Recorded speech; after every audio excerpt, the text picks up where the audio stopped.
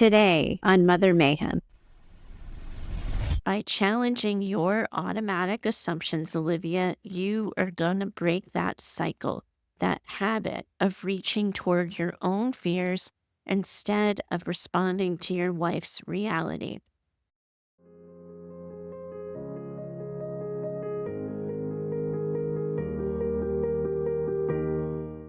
Welcome back to Mother Mayhem, the Narcissistic Abuse Recovery Podcast for Daughters. I'm your host, Heather Gray, and I am so very glad you're here. Mayhem, for sure, is a club that no one asked to be a member of, but you belong here. And I am so excited about what's coming up next for all of us. If you've been keeping up with the recent episodes, which I know it can be hard to do over the holiday season, you already know that Clark and I have been working on something pretty special. We're building out an online community for all of you to be able to connect and grow together. This is going to be a community that is completely off of social media, which means unless you tell your mothers you're there, she's never going to find out. You're going to have your own profiles. You're going to be able to message one another. You'll be able to start and respond to your own community chats and have meaningful conversations with one another. And you will be talking to daughters who get it and who already believe you. Once we're all in and the kinks are all worked out, we're also going to have our first Mayhem Community Book Club. We're going to be diving into Mel Robbins' new book called Let Them. You've heard me say before that trauma wires us for protection, but healing wires us for connection. That is what I'm hoping to guide you through in this space.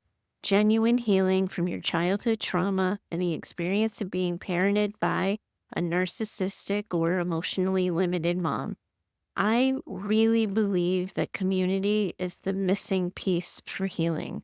Trauma is what happens to all of you and what happened to all of you in the absence of a witness and in the absence of validation. Healing is what happens when your pain is seen, heard, and validated. If this sounds like something you might want to be a part of, I'm going to encourage you right now to join that waiting list. Everyone on the list is going to get a special founder's rate when we launch, plus you're going to be the first to be invited in. You're going to find a link for that wait list in our show notes.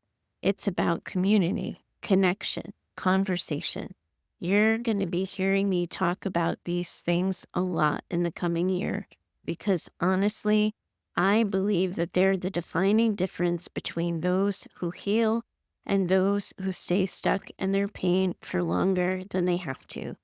Healing is really hard when we're trapped in the echo chambers of our own minds, constantly people-pleasing, striving for perfection.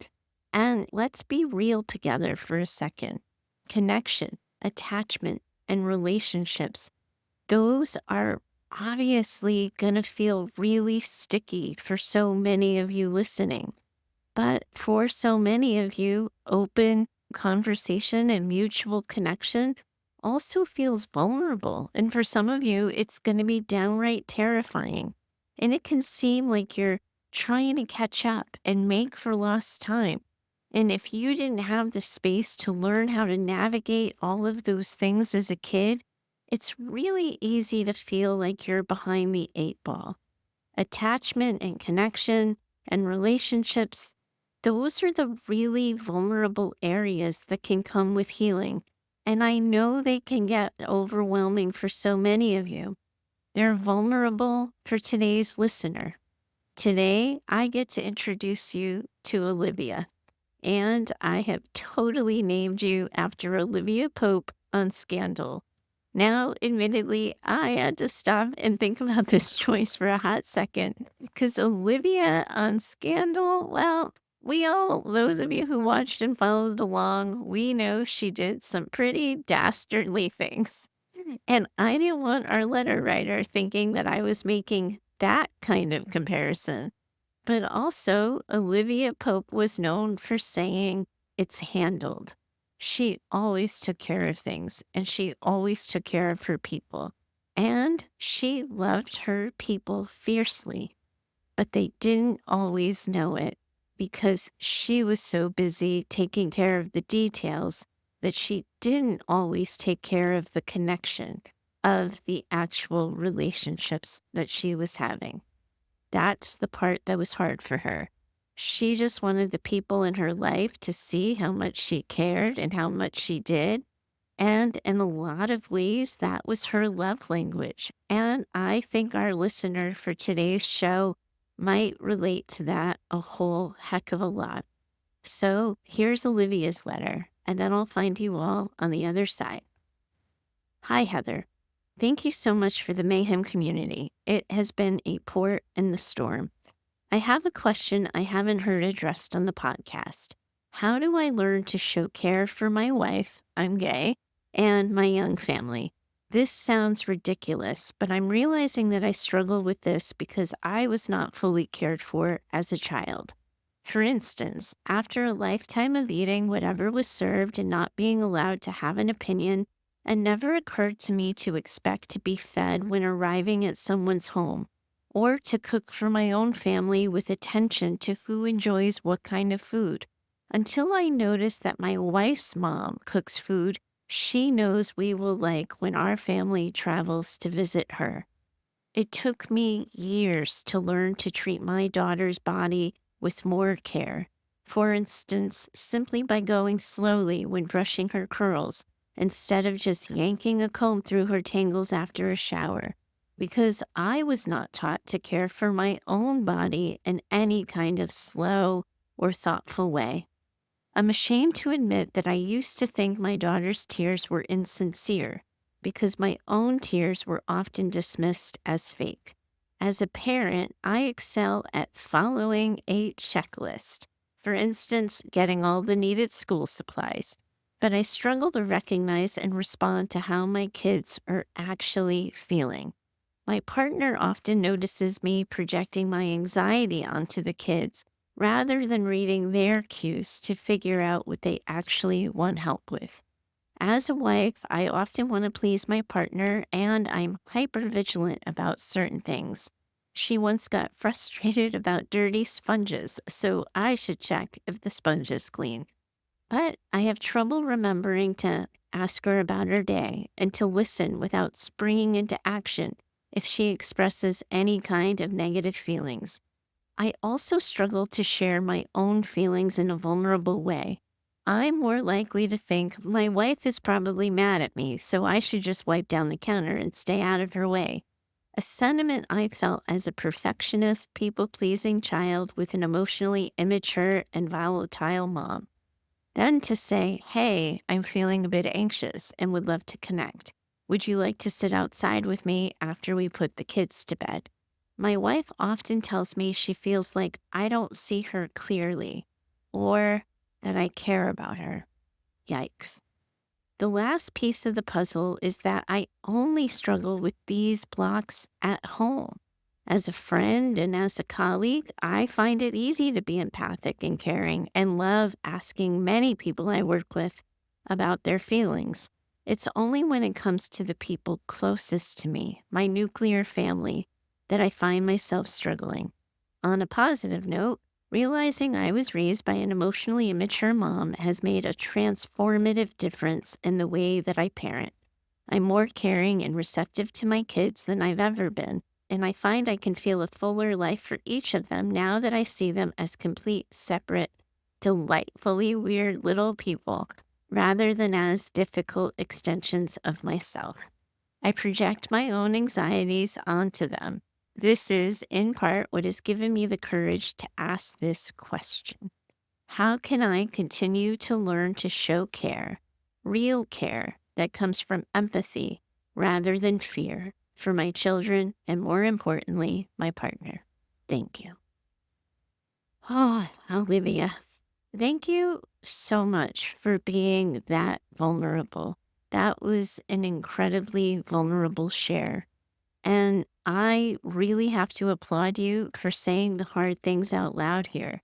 And the first thing that I want you to hear from me is you have a community of women all over the world right now who just listened to your letter and said, yes, me too.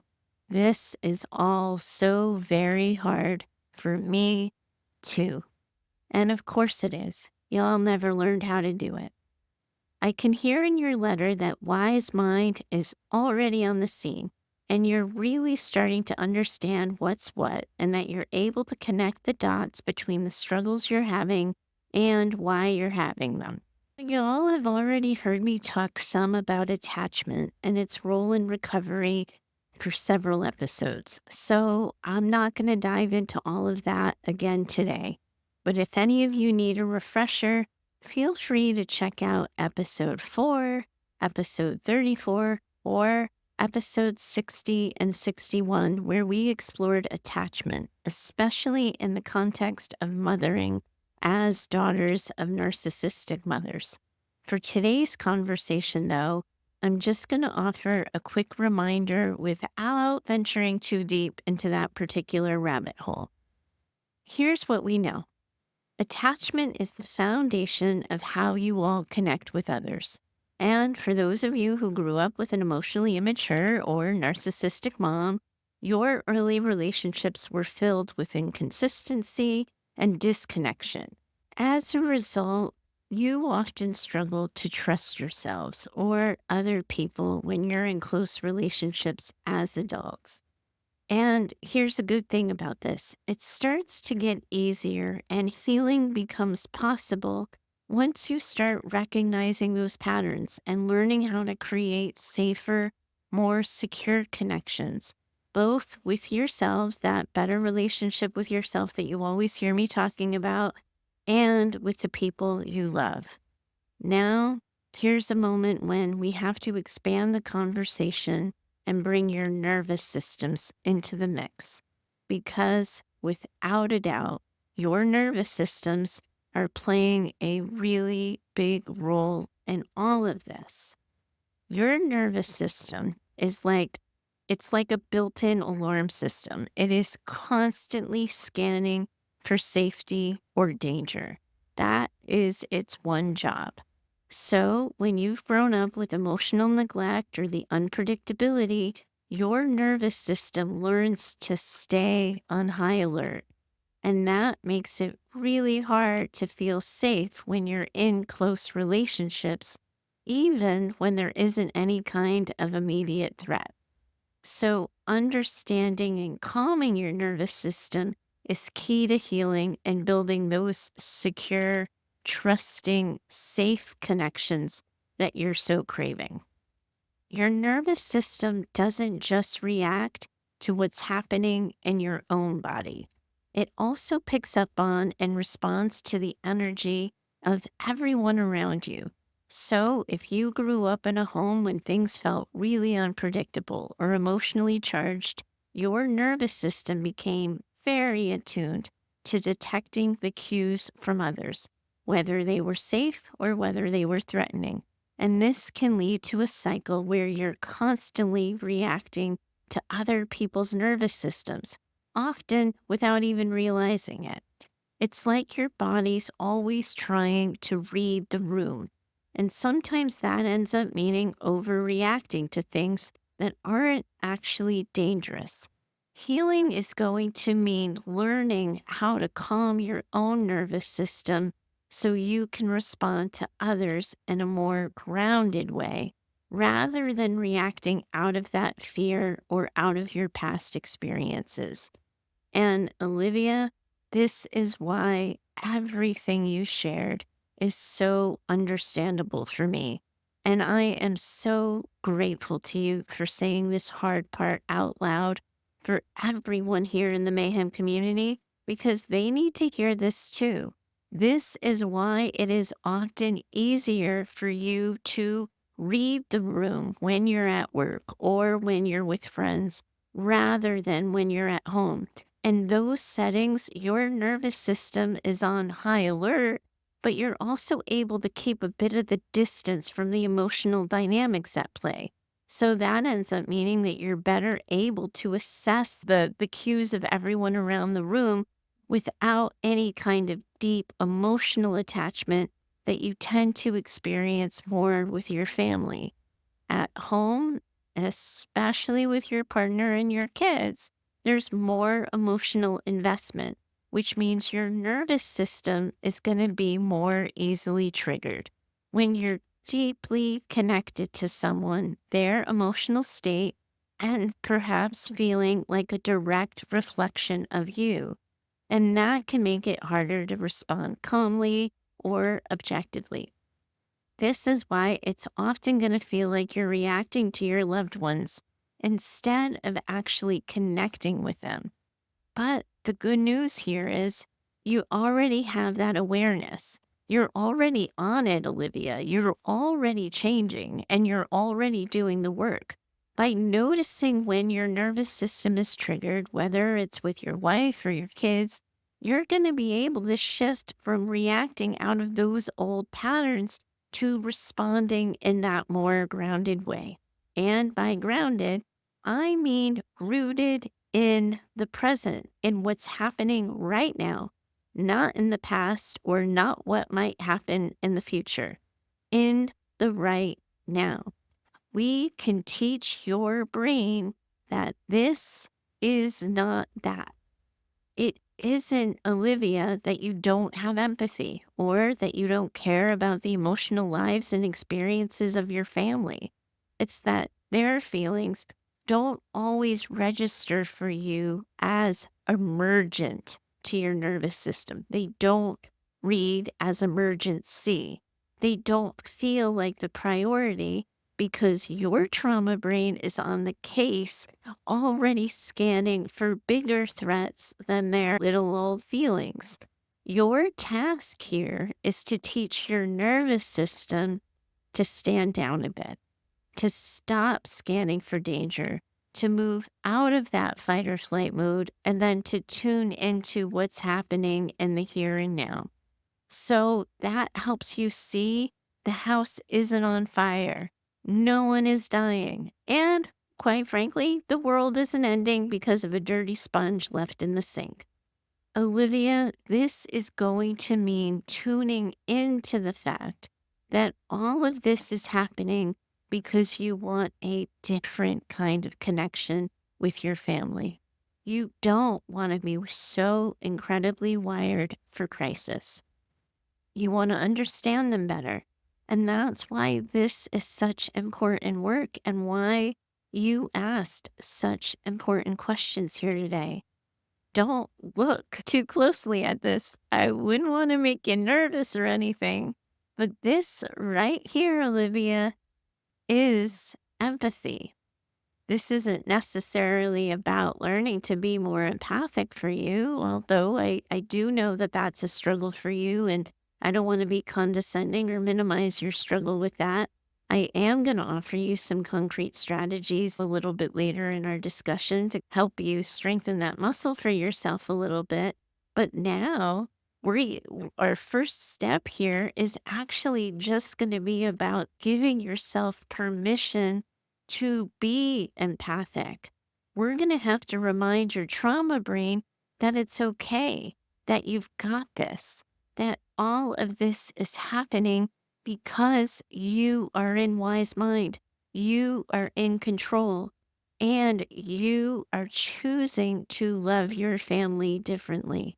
This is a choice you're making. It's incredibly powerful. And we have to cue your trauma brain that that's what you're doing, that that is what your intent is. So we got to step back a second from the psychobabble. And I want to help you lean in a little more to the tangible, to the concrete. You're already doing some really good work. You have learned to move slower with your daughter, to listen more attentively, and you've observed how others love and care for those that you're close to in ways that feel good. These are really big, important steps. You've made the commitment already to becoming more loving, not just by doing what other people do, but by tuning into the love you personally want to offer your family. This next part of the task is to notice more. Because you've spent so much time, Olivia, scanning and anticipating, your mind is likely usually 5 steps ahead. And this is what I like to call the prevent defense. Now, if you're a football fan, you might know what I mean here. It's when you're working out what you're going to do in response to the other team's next move before they even make it. It's about anticipating, predicting, and preparing for what's next. But here's the thing, on the football field, even the prevent defense has mixed results. And in relationships, it can set you up for disaster. Why? Well, you're not being present. When you're constantly ahead of the game, you're not paying attention to what's happening in the here and now. So we need to get you to stop scanning and start noticing. It's not just going to be about reacting. It's about being present and truly seeing what's going on with the people you love. And I named you Olivia for a reason. Olivia Pope was also a master at the prevent defense, and she loved herself a good to-do list, what I call a fix-it list. But Olivia, this isn't about fixing. It is about noticing. And with your to-do list in hand, let's break this down into a few tangible steps you can take to start practicing noticing. So I want you to picture this as, let me think this through here for a second.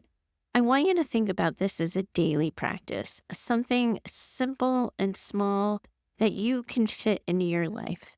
It doesn't need to be some huge, monstrous production. Just small, intentional moments where you stop, breathe, and take in everything that's going on around you. I'd encourage you here to start with the little things. So, in your day to day life, I would encourage you to notice how your wife is standing, or perhaps how your kids are moving around. Are they carrying a bit of tension in their shoulders? Are they bringing more energy to the room, less energy in the room? Is that energy excited and happy, or is it disorganized, discombobulated, and frenetic? Are they pulling back, or are they perhaps leaning in? Are they laughing? Do they seem distant? These are cues that you can pick up on without having to analyze or solve anything. Then I want to encourage you to take a moment and notice how your own body feels in that moment. Is your chest tight? Are your hands clenched? Are you perhaps holding your breath? Just take a second to notice what happens in your body is going to give you that opportunity to pause. Perhaps you'll need to reset, and then you can choose your next move differently. The key here is to take these moments in without any kind of judgment or narrative. This isn't about criticizing yourself or beating yourself up anymore. And it's not about criticizing or beating up your family. It's about getting into the habit of really slowing down to truly see what's actually happening for all of you, right in front of you.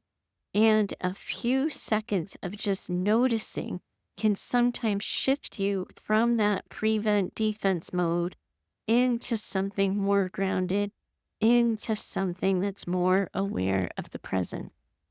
And if I can here, I just want to take a second to see if I can try to make this even easier. I want you to perhaps pick a couple of moments each day to practice this. Maybe it's when you're sitting down to dinner, checking in with your kids before bed, or even when you're doing something mundane like making coffee. In those moments, just take that breath, take that beat, check in with yourself and the people around you, and simply notice. And that's it.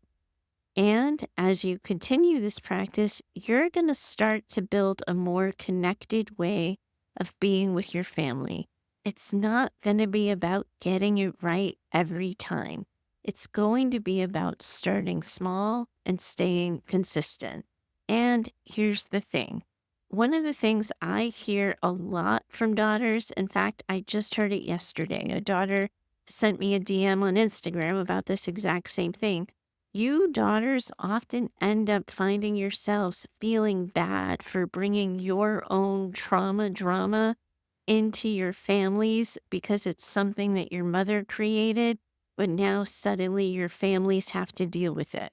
So, as a result, what I observe is y'all end up taking it upon yourselves to fix it, to just make it go away, to do everything you can to ensure that the people you love aren't further touched by your experiences or your hard times or your struggles. And then what ends up happening is you try to make the changes you're working an inside job. That's to say, you stay rather quiet about it. You just decide that you're going to handle it yourself without anyone ever having to know or anyone having to be inconvenienced. You're just going to take care of it and you're going to make it disappear. Does that sound familiar, Miss Olivia? Because here's the thing, that kind of thinking and that kind of approach, it's just another way your trauma brain is trying to take a seat at the table. It's telling you that you are the problem. So you have to be that solution, all without affecting anyone else. And maybe that even sounds a little bit like strength to you, or perhaps resilience. And sure, I know some people would call it that. But me, Olivia, I gotta tell you, when I see daughters just take it on the chin instead of letting people in, that is how your trauma brain has wired you for protection rather than connection. Because here's the truth, connection requires communication. And that's where this starts to get super tricky, doesn't it? This is what I talked about at the beginning of the episode. Y'all are going to start hearing me talk about this over and over. Yes, you struggle to stay present. Yes, it's hard to have a language for feelings or to even understand them sometimes. But Olivia and everyone listening, yes, you also do need to tell your people that this is a struggle for you. And also, P.S., that you're working on it. You have to include your people in the process. Not including them perhaps in the moment makes you feel like you're less of a burden. But I gotta tell you, what's likely happening is that you are quietly watering a garden that is ripe for misunderstanding. And I need you to bear with me all here, all of you, for a second, because what I'm about to say, it's gonna sound a little cringy, honestly, cringy. But I need you to trust me. You are going to have to include your loved ones in how you're doing. You're going to need them because you need to ask them for their feedback on whether or not you're actually reading them correctly. Let me tell you a quick story. When my husband and I were dating, we were what, if I'm being gentle and truthful at the same time, I would probably call us a hot mess express. I honestly lost count of how many times we broke up and got back together before we finally started figuring some things out. It was rocky, we were immature, and I used to be pretty embarrassed about that history. But one thing that I'm really proud of is before we got married, we went to a marital retreat. No, I probably should have done my homework on this one better because we ended up in a retreat full of couples who had been married for years and years, and they were on the brink of losing their families. And meanwhile, we were just two lost, floundering kids trying to figure our shit out. And yeah, it was awkward. But here's the thing, the retreat taught us two skills that to this day have stuck with me. And they're the kind of thing I wish more people used more regularly. The first one, and this is where y'all roll your eyes and maybe even cringe a little, but good old fashioned mirroring. That is a tough word to say on a podcast. And yep, it is like communication 101. If you've ever been to a seminar or workshop, you probably know the word. But here's the kicker: most of us think we're reading the room accurately. I know I did. After all, I was a therapist, right? So if I was perceiving something about my husband, of course it was spot on. It couldn't possibly have anything to do with my own baggage that I was bringing to the room because I had already been into therapy myself. I had done the work. I had packed those bags and, quite frankly, zipped them up really, really tight. Or so I thought. So imagine my surprise when I did a mirroring exercise in front of everyone who attended the retreat, and I reflected back what I thought I was picking up. Do I have that right? And he said, no, knocked me over with a feather. I was so sure I had him pegged. What he needed, what he was feeling, what he was thinking. Turns out, not so much. So here's how mirroring works. First, you got to do that noticing thing we just talked about. Maybe you notice your wife moving slower than usual. Her head is down. Her body language feels tense. Start there. Then I'm going to encourage you to reflect it back to her. Hey, I've been paying attention and I'm noticing something. You seem like you're moving slower or your shoulders look a little stiff. Are you okay? Do you want to talk about what's going on? Now, here's the part that really matters. You have to hear her out. Then reflect back what she said and what you think you understood. And this is the super important step that everybody skips when it comes to mirroring. Then you have to ask, do I have that right? This simple question isn't just about growing your understanding of her, although it will help you do that. It also signals to her nervous system that you are really tuned in, that you see her, that you care, that you're trying to see her, and that you care. And for your wife, that sense of safety will likely very much feel like love, even if you're a little bit off in your assessment. And for the both of you, that love, that feeling, that sense of safety is how you will both feel a deeper connection. And this isn't just for you to do. I know you've sort of targeted yourself as the problem here, but your wife has to do this with you too. I'd actually invite her to join in on this conversation. Have her listen in to what we're talking about here and try to practice this with you alongside of you. And I was surprised to no one listening. In my own marriage, I am the talker. I know, you're all so shocked, right? My husband, not so much. So it's easy for me to assume that he knows how I'm doing because I'm the one always talking, and that it's me who doesn't always know how he's doing because he's the quiet one. But not true all the time. What you all know about me by now, for sure, some of the things I've shared, is that I'm an overfunctioner. I'm the overmanager. I'm the overcommunicator. Basically, the over everything. And back in the day, and sometimes even now, how my husband read all of that was, she's fine. She's got it. And here's another thing. As you also know, I'm a natural born crier. I don't shy away from crying. In fact, I kind of love it actually. But at that retreat, we realized another thing. My husband had been cued pretty much his entire life to pay attention when I cried. That's his mother, that wiring right there. If I wasn't crying, he assumed I had everything under control and that we were good. Meanwhile, I might have been drowning inside and feeling like he didn't notice or he didn't care. So let me be crystal clear here, please, ladies. This whole mirroring thing, it needs, admittedly, a sassier name, a sexier name. I can practically hear all of your eyeballs rolling back into the back of your heads, but it works. Here's what I want you to do.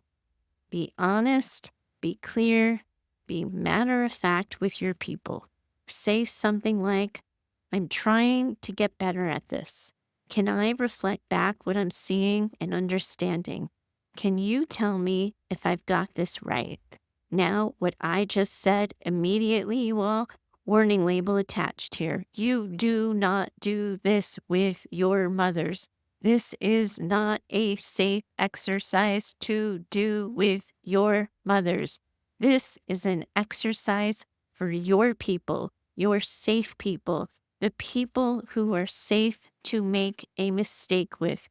If you do this with your moms, you are setting yourselves up to fail. This is a safety exercise for the people you're connected to. That is how we get you more comfortable with vulnerability, by remembering and honoring that the only people who earn your vulnerability are the people who have shown you in their word and in their actions that they're safe to hold that. So, crystal clear. Just, I'm getting off my TED Talk soapbox now, but I don't want to get the email. I tried doing this with my mother and the wildest thing happened. Because this is not an exercise for your mother. This is what you do with your safe people. I'm trying to get better at this. Can I reflect back what I'm seeing and understanding? And can you tell me if I've got it right? It's simple and it's powerful, and it goes both ways. Now, the next important skill he and I learned back then, it's a stupid, simple question. And a lot of people could save themselves a lot of hours of learning, even in couples therapy, or learning how to be a couples therapist, if they would just get this one question, because it has been a game changer in my relationship when we actually remember to use it. Because let's be honest, we're all just works in progress here, right? So here it is, the magic question. Is there more? That's it. Just 3 little words. But I promise you, if you reflect back what you see and then you say, do I have that right? This is what I see. Am I on the right track? And they say yes. And you follow it up with, is there more? You are opening the door for such deeper connection. It really is stupid simple. We did that retreat back now, gosh, 2008. And honestly, we still forget it. Sometimes it's not always our automatic go to. And admittedly, sometimes I don't even ask the question because I actually don't want to know if there's more. And I know I'm not the only one to confess to that. But every time we are off course or trying to get back on track, that is the question that shifts everything. It opens the floodgates and it brings us back to connection and communication. See what I did there again? Those 2 words again, connection and communication. And here's the thing, Olivia, everything I've shared with you about those 2 skills, it's not just you and your relationship with your partner that you can use them for. Those skills can be used with your kids as well. As you are learning and working to understand them better, these tools, the mirroring and the magic question, they're absolute gold. Think about it this way. Your kids are growing, they're changing, they're constantly figuring themselves out. And sometimes even they don't know how to put their own feelings into words.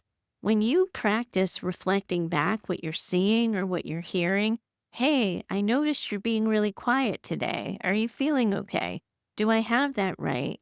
You're showing them that you're paying attention. You are creating that space where they feel seen and heard. And then when you follow it up with, is there more?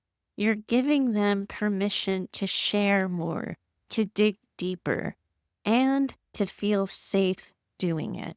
It is like planting seeds for connection and communication that is going to help keep all of you growing and connecting as they grow. See how that works? It's magic. And there's bonus attached to this. When you model this with your kids, Olivia, you're teaching them these skills. You're showing them how to notice, how to reflect, how to listen. That right there is generational curse breaking stuff. You, my friend, aren't just breaking cycles. You and your partner are creating new ones, healthier ones. Okay, there we go. Now, I want to address the second half of your letter. And I have to tell you, Olivia, I really felt this one. And I know a lot of daughters felt it too.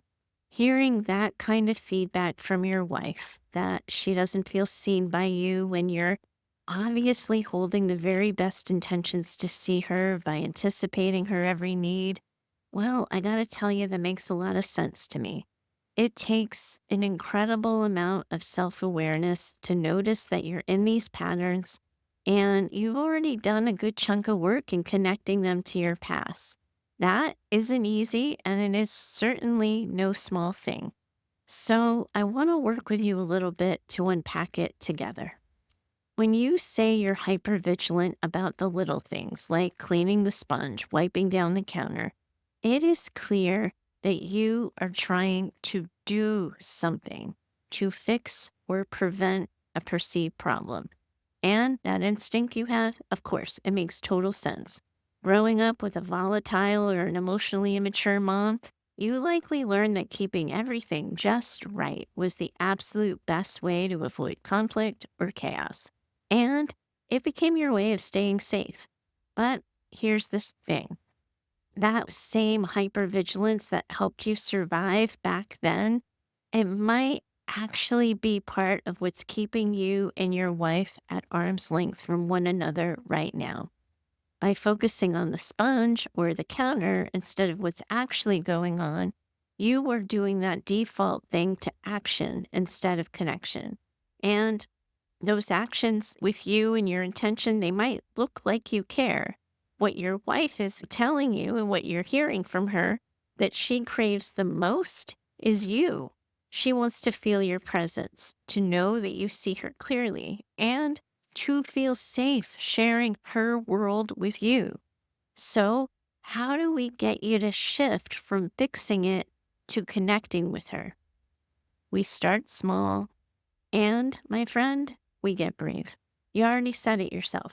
Instead of assuming or acting based on your anxiety, what if you tried something like, hey, I'm feeling a little anxious and I'd love to connect. Would you like to sit outside after we put the kids to bed? Right? That's what you said in your letter. That small invitation might feel awkward or vulnerable at first, but it is what opens the door to connection instead of hiding behind the chores or the actions. And you can say, I'm feeling really unsure right now. I'm noticing things that have me feeling anxious, and I'm finding myself wanting to problem solve. Maybe we should just sit down, go outside, and have a talk on the front porch. That kind of vulnerability is, of course, going to be scary, especially when you've been conditioned to think it's safer to stay quiet. But that is how you make that bridge toward more intimacy. And that's how, too, we get you to practice listening without fixing it. So when your wife shares her feelings, you're going to resist that urge to immediately do something about it. Instead, lean on the magic question we just talked about. Is there more? Show her that you're listening and that you can care and you can take it in without rushing to solve.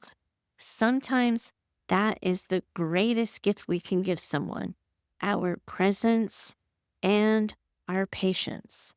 And if you're feeling an urge to fix it, to solve it, keep following the system.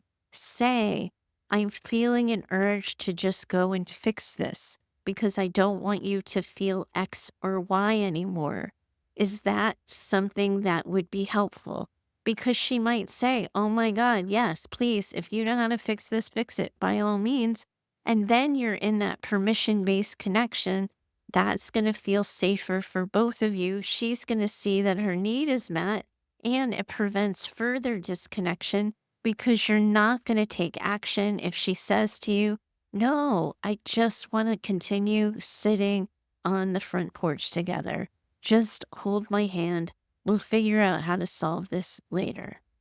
And we're reassessing your assumptions.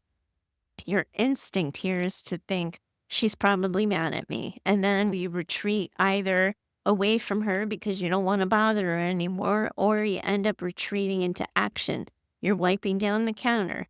That we know it comes from your past. It's not necessarily your present, though. So you've got to start asking yourself, what is another possible interpretation here? Could she just be tired? Could she just be preoccupied? Could she simply need a hug or a moment of connection? Giving yourself permission to pause and reframe that can help you break out of that autopilot mode that perfectionistic tendency tends to create for yourself. You can always check and say, you were just pretty curt with me, or I can see you're avoiding eye contact. I'm worried that I've said something to upset you. Now, you can't keep peppering the people you loved with these questions, guys, because then that's your anxiety running the show. But as you're practicing noticing, as you're practicing being present, you are going to get some of your interpretations spot on, and then some of them you're going to get wrong. But if you're engaged with the safe people, it is going to be okay to check. And what we're doing here in this process is you are owning your journey. You're owning and holding accountability, and you are letting the people you love know that you're on it, that you're trying. You gotta share your journey, what you're working on with the people you care about. So for you, Olivia, it's going to be, I realize I tend to jump into action when I feel anxious, and I am trying to practice slowing down and connecting with you instead. Call me out on it if you see me doing that, or I really want you to rein me in if you think that's what's happening, because I don't want my anxiety to run the show. I want you to know that I can sit and hold your feelings. It shows her that you see the issue, that you see the problem you're creating, and it reassures her that you're working on it, that you care and you know and acknowledge how she might be affected. Olivia, your history shaped how you relate to your partner now. But the fact that you're noticing this and you're asking these questions tells me you guys are already on the path towards changing it. And it's never, ever going to be about being perfect. It's about being willing to show up, and it's about being willing to grow together and be there for each other. And you've got this. And as you're thinking about strengthening your empathic muscle, I want to remind you that building empathy is a skill. It means it is absolutely something that can be practiced and it can be improved. And here's what's super important for you all to remember. Empathy, it isn't just about understanding what someone else is feeling. It is about staying present with them and their experience. Olivia, you and so many of the daughters listening in right now have learned to do that anticipation thing, and then you fix it rather than sitting with feelings. So, as a result, of course, that empathy piece might feel like uncharted territory for you. And it's okay. What's important is that recognizing empathy is not about perfection. It doesn't have anything to do with getting it right. It's about showing up with curiosity and care and openness. So, here's some of the things you can think about. Now, you mentioned that you assume your wife is mad or upset, and that leads you to end up acting out of anxiety rather than clarity. So, we want to pause and get you out of the spiral. Start getting in the habit of asking yourself a couple of questions, of checking in with yourself. What story am I telling myself about her feelings right now? What evidence do I have for that story? What is another possible story that might also equally be true? By challenging your automatic assumptions, Olivia, you are going to break that cycle, that habit of reaching toward your own fears instead of responding to your wife's reality. And we can take you back to school for a little bit because you know how I like to do that. We can help you build and practice your emotional vocabulary. Now, admittedly, I bet you have a lot of vocabulary words for when the shit is hitting the absolute fan because that has always been your sweet spot. So now we want to water the garden that hasn't gotten that much attention, your emotional vocabulary. But I promise no pop quizzes. We're not doing that at the end of the episode. Empathy grows when we are better able to name and understand feelings, our own and other people's. You might find it helpful to use a journal, for example, to regularly name and check in with yourself about what you're feeling. I recently did this for myself and I started using my notes app in the phone. Over time, the practice of doing that, of checking in with yourself, is going to help you understand your own emotional cycles better. So you will be able to tune into your emotions without judgment. It'll help you identify what your wife might be feeling in any given moment. So, for example, instead of jumping to mad, you might realize that your wife looks stressed, that she's preoccupied, that she's overwhelmed. And that might allow you to respond accordingly with more openness and more curiosity. And we talked about mirroring earlier, but let's emphasize here its power as a tool for empathy. It's not about agreeing with someone, it is about helping them feel seen and understood. So, for example, your wife might say, I've had such a stressful day at work. You can try responding with something like, wow, that sounds like a lot. It must have been exhausting. You might not have a solution or even fully understand your wife's experience, but reflecting and validating her feelings can create that same sense of safety and connection you're hoping for. And here's the kicker: empathy for others starts with empathy for ourselves. You can start with self compassion. And what that looks like, acknowledging your own feelings and your own needs without any kind of judgment or narrative attached. Make sure you're talking to yourself as you would a dear friend. It's okay to feel overwhelmed right now. You're trying your best, and that's enough. The more you can hold space for her own emotions and for your own emotions, the easier it's going to be for you to do both. And this is something I'd really like you to hold on to. Empathy doesn't always have to live in the heavy, serious, hard moments. You can practice connection by seeking out opportunities for shared laughter, for joy, for lightness. You might suggest an impromptu sing along in the car. That is one of my favorites. Or maybe you guys are into dance parties in your kitchen or quiet stargazing under the stars. These moments of connection with your kids, with yourself, with your wife, they are going to strengthen empathy by reminding all of you of the love and the joy you already share together. And I know, Olivia, that you like to be certain. I know you like to check things off a list and be done, but there's something else I have to be honest with you about. Empathy thrives on curiosity. So that is going to mean you might try asking your wife and your kids more open ended questions like, what's been making you happy lately? What's something you've been thinking about a lot? How can I show up for you better? Open ended questions for some of you can feel really vulnerable. But again, we're not doing this with your mothers. We're doing this with your safe people.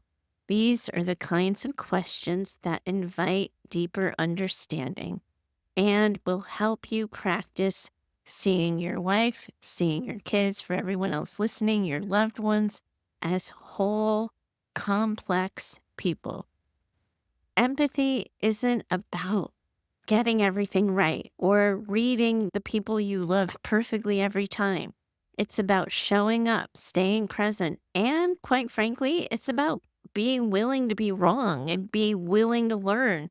Every time you pause to notice, to ask, to reflect, you're building that bridge between you and the people you love. So, y'all, you gotta keep practicing, keep showing up. And when it feels hard or messy, remind yourself the work you're doing to unlearn old patterns and build new ones, that that is a gift, not just for your wife and your kids, but yourself too. And before we wrap up this whole discussion together today, I think it's important here that I take a moment and we name the elephant in the room. For a lot of you daughters, building empathy can feel like a shock to the nervous system. If you've spent your life disconnected from your own feelings or walking on eggshells around someone else's, attuning to the big emotions of the people you love can actually feel overwhelming, sometimes destabilizing. And that is actually why a lot of you run to your to do lists, to the tasks, to the things you have to do. We touched a little bit about this in those mothering episodes that we did around episode 60 and 61 around mothering after maternal narcissistic abuse. But when you've grown up in an environment where feelings were either dismissed or they were weaponized, the very idea of welcoming someone else's emotions probably sounds pretty good to you all in theory, but in practice, for your nervous systems, it can sometimes be triggering. It can be like your nervous system goes, whoa, this is too much, stranger danger. This is completely and totally normal and expected. It is not, however, a sign that you are incapable of empathy. It is a reflection of how you've learned to protect yourselves in the past. And just like any other muscle, empathy takes time and practice to strengthen. So, y'all are going to start small. You're going to allow yourselves to sit with these manageable amounts of emotion, yours and the emotions of the people you care about. And gradually, your nervous systems will begin to stretch and build capacity for deeper connection. And what feels overwhelming right now won't always feel that way. And one of the things I do recommend here is working on strengthening that emotional container. Your ability to hold space for other people's emotions without letting them flood you, without letting them overwhelm you.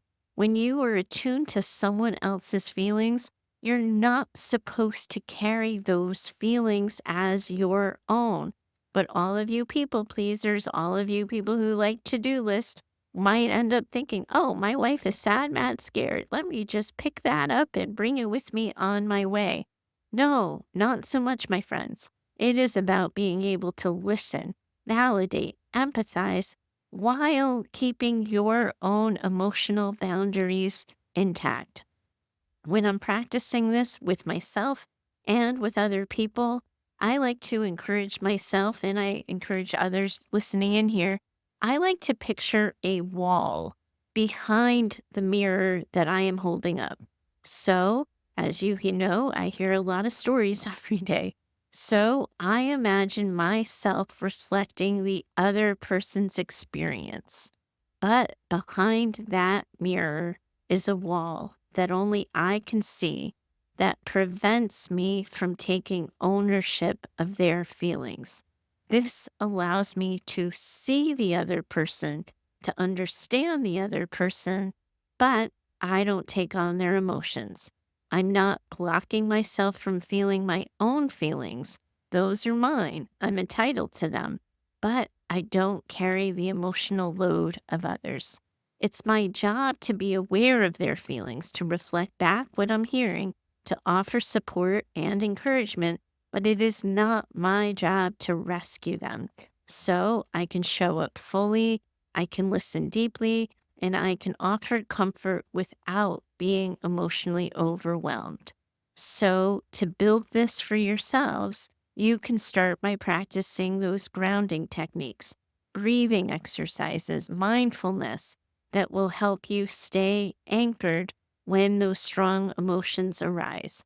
For example, when your kids or your wife share something difficult, try to take a second to pause, to take a deep breath.